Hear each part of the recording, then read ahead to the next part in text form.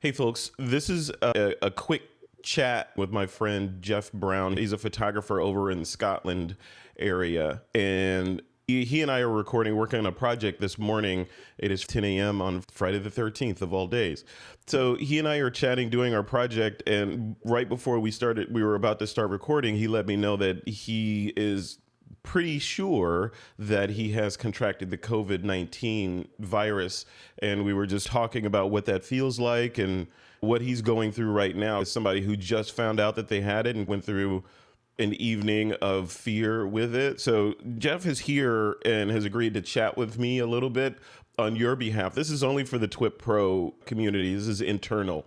So I thought I'd just have a quick conversation with him on what it's like and maybe hammer it home that this is real and it's hitting people that are right next door virtually, physically, and emotionally.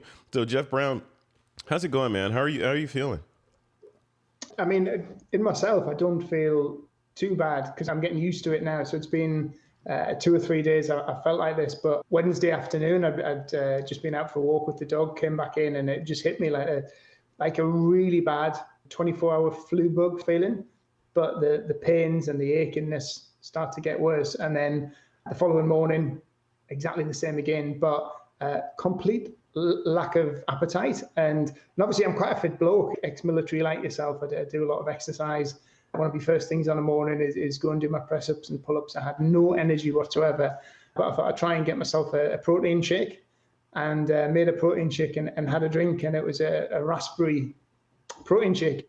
And it just tasted like water. I couldn't taste it. It didn't have that milky texture. It didn't taste of raspberry. I just lost all sense of taste, and really just had no interest in having it. So I probably lost about 4 or 5 pounds already in a couple of days, just because of the lack of wanting to eat food.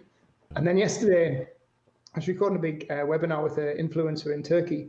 And then when I came off it and I came to go to bed, I was sweating on my top half. I am quite warm now. I can feel the sweat underneath my top, on my sort of like chest and back, but my hands were white and my finger ends were actually numb, and I had to get up and go and get some real thick sort of mountain climbing gloves, because I go climbing all over the world, and put these gloves on to actually go to bed to take the pain, the numbness out my fingers, and put 2 pairs of socks on for lying in bed. And then I woke up this morning, had to change the bed sheets because the bed was just absolutely drenched in sweat. So I got showered, but I had a feeling around my chest, top of my chest, and also around my back, as if it feels compressed. And if I do take a deep breath, it feels like I'm not getting enough oxygen in. I have been high altitude climbing before, and it's very much like that way. If you try and take too big a breath, it just makes you cough. So you're doing a little breath, but it doesn't feel like you're getting enough oxygen in your breath. What's the guidance that they give someone who feels like they may be COVID-19 positive to make it through it or make sure that they're being safe? I'm 12 miles from the Scottish border, so I'm in a place called Northumberland in the UK, which is a very remote part of Britain. So my nearest testing centre was just under 20 miles away. So yesterday afternoon, I looked on the testing centre to try and book an appointment, but there wasn't any appointments available for 2 days. So I did what's called a home test. So the home test kit came out today. I did the swab, packaged that up. That's gone back. So you register the test kit online and put your mobile number on and your email address, and hopefully within 2 days, they'll give you a notification. But I'm pretty sure now that it's not like a 24-hour bug. I've never felt like this before. And they'll send you a notification, and then it's self-isolation. I'm actually divorced, so I live in the middle of nowhere by myself. And a funny thing happened last night. So I came off this webinar last night, and I had a text message from a friend. Now, a very talented photographer back in my hometown, a guy called Dean Matthews. I'd only seen him on Facebook maybe 2 or 3 weeks ago. And he'd been putting a post on saying his 2021 landscape calendars were up for sale, and he was selling loads. Put a post on a box of all these calendars getting posted out to people and saying that the sales of the calendars are going great. And that was about 2.5 weeks ago. And I received a text from a friend last night that he died in hospital last night. He was only 43-year-old and died of COVID-19. So with that on my mind, I went to bed last night, and then I started to think, oh my God, if anything happens, maybe I should pack a bag for the hospital in case I've got to go into the hospital. And then it's thinking, I don't have a will written, then will people know where to find stuff? There's all this I suppose if you live with a partner, it's not as bad. But when you're living on your own, that's starting to go through my mind. What do you do if it gets increasingly worse and you're in the middle of nowhere and you're living alone? What's the recourse? What do you do? You just 911 or whatever the equivalent to 911 is in the Scotland area? It says that you would just be taking an ambulance. So I'd obviously leave it right till the very last minute if that was the case. But yeah, and then it's the other stuff I think, like, it does make you think about, have you got stuff prepared? And I was thinking about savings accounts and insurances. How's people going to be able to find where that is? I'll have to write down a list of all my passwords for my computer and my phone. So yeah, and then I was thinking, what about the dog? Where's the dog going to go? I have to phone my ex-wife up in the middle of the night and say, is there any chance you could come up and collect the dog? Because I'm going into hospital in half an hour. Any thoughts on how you may have come in contact with somebody with COVID? How did you get it? Because I know you're pretty diligent about staying away from people. You live alone. You're not running around going to parties in large groups of people. So how do you think you came in contact with it?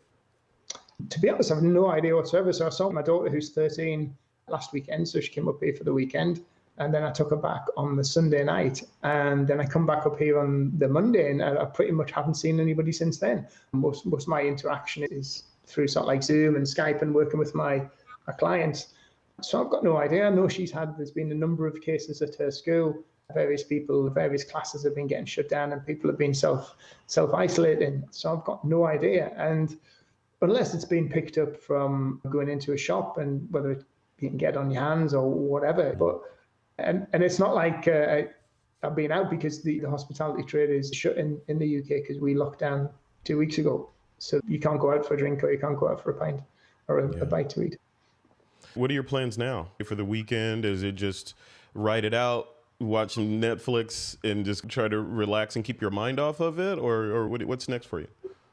Yeah, I think just watch a few movies. If I could get some appetite back, it would be great to get a home delivery pizza or something like that. But at the moment, I'm not really interested in food, just see how things go. But obviously, I can't go anywhere. And then when I do get a confirmation, that's it for 14 days. I just have to book an online delivery shop and get all my groceries in for the next couple of weeks. And then that's me stuck in the house for 2 days. I mean, fortunately, because of where I live, I can still go out and take the dog for a walk because I can just go straight out my back door into rolling countryside, open fields, and I could say sometimes I've walked for like 2 or 3 hours and haven't met another person. So I do have that benefit where it's not like in a city centre where you could be putting other people at risk. Best of luck, man. I'm definitely going to keep in touch and bug you daily to see how everything's going and let the community know you have the community available to you.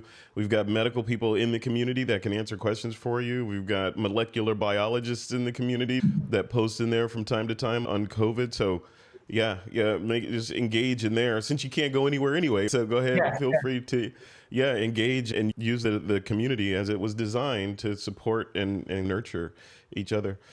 Okay, man, thank you. And folks that are watching this in the community, I would encourage you to reach out and chat with Jeff Brown. You just message Jeff Brown inside the community and just be diligent. This is some scary crap right now because even I know Jeff, and Jeff is as diligent as I am with all this stuff, and for him to still get it, and we're rolling into a winter season, and we're rolling into a holiday season, and New Year's, and Thanksgiving here in the U.S., and all that stuff. Just resist the desire to accumulate with people. It's been a rough year for all of us. There's this strong desire to just say, yeah, it's been a rough year, let's celebrate, but let's try to enjoy 2021 too as we go forward. So Jeff, let me know if I can do anything either on the TWiP side or personal side. I'm here. I don't know what I can do from California, but whatever you need, just let me know. I'll do whatever I can. Will do. Thanks, Frederick. Okay, man. You take care.